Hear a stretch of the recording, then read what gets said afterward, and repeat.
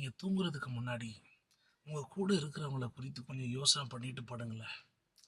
உங்கள் குடும்பத்தை குறித்தும் சரி, உங்கள் நண்பர்களை குறித்தும் சரி, உங்கள் வேலை ஸ்தலத்தில் இருக்கிறவங்களையும் சரி, உங்கள் ஊழிய களத்தில் இருக்கிறவங்களையும் சரி.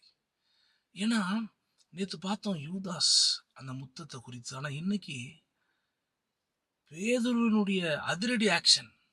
அப்படியும் சில பேர் நம்ம கூட இருப்பாங்க. அவங்கள புரிஞ்சிக்கவே முடியாது. எதெல்லாம் செய்ய சொல்கிறோமோ எதையும் செய்ய மாட்டாங்க. எதெல்லாம் செய்யக்கூடாதோ அதெல்லாம் செய்வாங்க. இவங்க எல்லா இடத்துலையும் நம்ம குடும்பத்தில், நண்பர்களில், ஊழியத்தில் எல்லாத்துலேயும் இருப்பாங்க.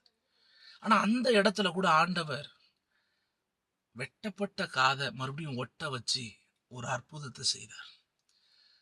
ஒரு நம்பிக்கை உங்களுக்கு வரணுங்க. ஏன்னா நம்ம கூட இருக்கிற நிறைய பேர் நாம நினைக்கிற மாதிரி இருக்க மாட்டாங்க.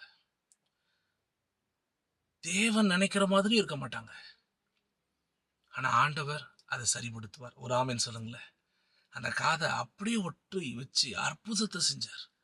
எதிரியின் கூட்டத்தை அவர் அழிக்கணும்னு நினைக்கிறவங்கள, சிலுவையில் அறையணும்னு நினைக்கிறவங்கள அப்ப ஆண்டவர் பார்க்கிறாரு. சில நேரத்துல அப்பால இப்போ சாத்தானேன்னு நம்ம கூட இருக்கிறவங்களையே நம்ம சொல்ற அளவுக்கு அவங்க நடந்துப்பாங்க. அதுதான் அங்க நடந்துச்சு. ஆண்டவர் பாத்தீங்கன்னா வெட்ட வர்றவங்களை விட கூட நம்மளை காப்பாத்துற மாதிரி நம்மளை ஏமாத்துறாங்க பாருங்க. நம்மளை காப்பாத்துற மாதிரி நமக்கு நம்ம கூட நடிக்கிறாங்க பாருங்க.